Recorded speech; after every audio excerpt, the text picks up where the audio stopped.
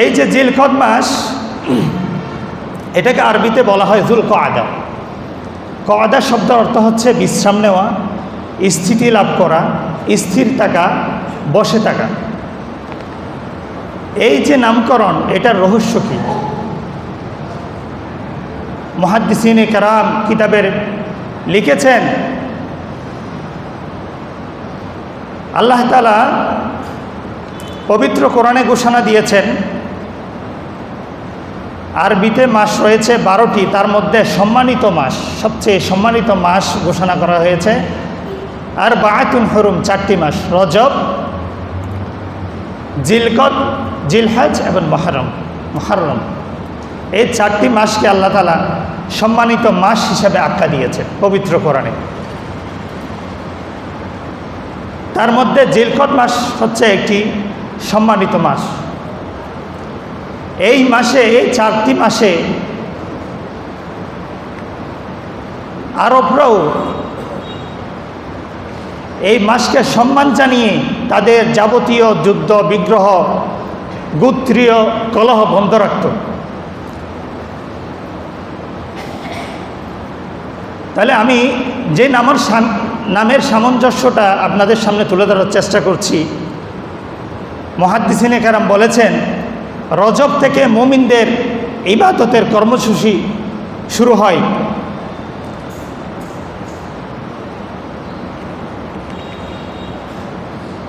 শাবানে এসে লাইলাতুন নিসফি মিন শাবান, শবে বরাত, এবং আমরা শাবান মাসে রোজা রাখি। এই যে নির্দিষ্ট হাদিসের বর্ণনা অনুযায়ী কিছু ইবাদত রয়েছে মাস কেন্দ্রিক। এরপরে রমজান মাস, মুমিনের বসন্তকাল, সেই মাসে তারাবির নামাজ, সেহরি, ইফতার, ইতিকাফ, লাইলাতুল কদর, ইবাদতে পরিপূর্ণ ব্যস্ত থাকে সবাই মুমিনরা। অতঃপর শাওয়াল মাসেও মুমিন মুসলমানদের অন্যতম 2টি উৎসব ঈদুল ফিতরের উদযাপনে ব্যস্ত হয়ে যায়। এরপরে হাদিসে বর্ণিত 6টি রোজা সেটি পালন করে শাওয়াল মাসে। তবে এই জিলকদ মাসে নির্দিষ্ট হাদিস দ্বারা প্রমাণিত কোনো ইবাদত নাই। কেন নাই? এটার রহস্য হচ্ছে, আমার মুমিন বান্দারা যে 3টি মাস একদম রজব থেকে শুরু করে শাওয়াল পর্যন্ত 4টি মাস যে ইবাদতে নিজেদেরকে মগ্ন রাখে, এর পরবর্তী আবার জিলহজ মাস এবং মুহররম, আশুরা পালন করার জন্য মুমিনদের আবার ব্যস্ততা শুরু হবে। মাঝখানে একটা বিরতি, এটা আল্লাহর পক্ষ থেকে দেয়া হয়েছে। সুতরাং আমরা এই জিলকদ মাসকে একটা বিরতির মাস হিসেবে ধরতে পারি মুমিনদের ইবাদতের কর্মসূচি পালনের জন্য। তবে ইবাদতের জন্য নির্দিষ্ট কোনো হাদিস না থাকলেও এই জিলকদ মাসের কেন্দ্রিক, তবে জিলকদ মাসকে বিরতি গ্রহণ করে মানুষ কী জন্য? আবার পুনরায় নতুন উদ্যমে তাদের ইবাদতের যাত্রা শুরু করার জন্য। জিলকদ মাসে বিশ্রাম নিবে। জিলকদ মাসে কিসের প্রস্তুতি গ্রহণ করবে মুমিনরা? পরবর্তী মাস জিলহজ মাস যখন শুরু হবে, তখন 1 তারিখ থেকে 9 তারিখ পর্যন্ত রোজা রাখার বিধান রয়েছে, সুন্নাহ, আল্লাহ নবীর অন্যতম সুন্নাহ। এরপরে হজের আহকাম পালন করার জন্য সর্বস্তরের সামর্থ্যবান মুসলিমরা মক্কা মদিনায় ছুটে যায়। অর্থাৎ জিলকদ মাস বিশ্রাম নিবে এবং পরবর্তী মাসগুলোর ইবাদত নিয়ে পরিকল্পনা করবে। কিসের পরিকল্পনা? যারা হজ করবে হজের পরিকল্পনা, যাদের উপর কোরবান ফরজ তারা কোরবানের পরিকল্পনা শুরু করবে এবং রোজা রাখার প্রস্তুতি গ্রহণ করবে। এরপরে ঈদুল আজহা কীভাবে সুন্নাহসম্মত পদ্ধতিতে আদায় করা যায় সে প্রস্তুতি গ্রহণ করবে। তবে এরপরও হাদিসে বলা, মুহাদ্দিসিনে কেরাম বলেছেন, এই জিলকদ মাসের বিশেষ কিছু গুরুত্বের দিক রয়েছে। আমরা যদি ইতিহাস থেকে ইসলামের ইতিহাস পাঠ করি তাহলে দেখতে পাই ইসলামের ঐতিহাসিক হুদাইবিয়ার সন্ধি সংগঠিত হয় এই পবিত্র জিলকদ মাসে। ৬ষ্ঠ হিজরি ৬২৮ খ্রিস্টাব্দ আল্লাহ নবী সর্বপ্রথম ওমরা পালন করার জন্য ১৪০০ সাহাবী নিয়ে মক্কা থেকে মদিনা অভিমুখে যাত্রা শুরু করেন। আসফান নামক একটি স্থানে যাওয়ার পরে আল্লাহ নবী শুনতে পান মক্কার কুরাইশরা মুসলমানদেরকে আক্রমণ করার জন্য, তাদের সাথে যুদ্ধ করার জন্য রণপ্রস্তুতি গ্রহণ করা শুরু করছে। এরপর তখন আল্লাহ নবী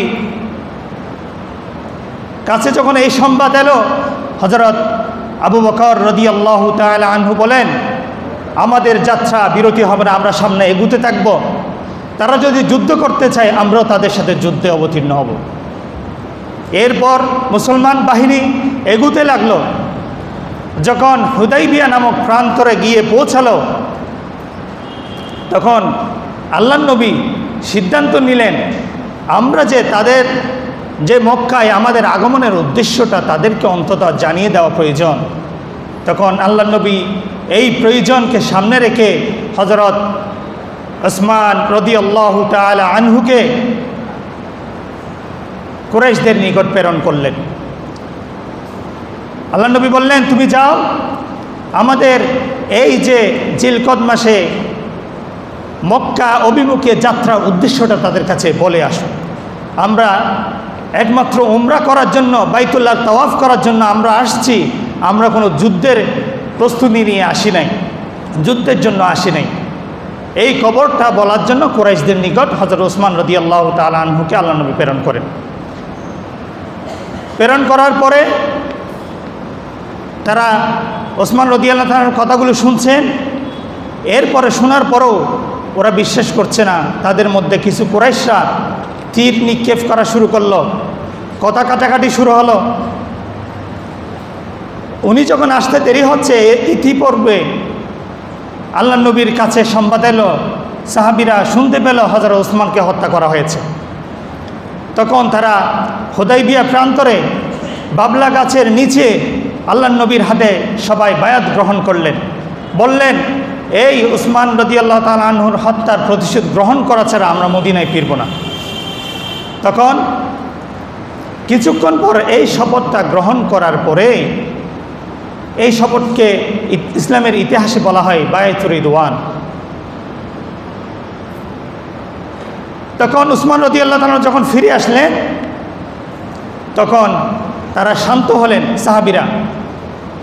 এরপরে বিভিন্ন কথার আদান প্রদানের পরে, আলোচনার পরে সিদ্ধান্ত হয় তাদের মধ্যে, দুই গ্রুপের মধ্যে, মক্কার কুরাইশগণ এবং মুসলমানদের মধ্যে একটি ঐতিহাসিক চুক্তি, শান্তি চুক্তি সম্পাদিত হয় 10 বছরে।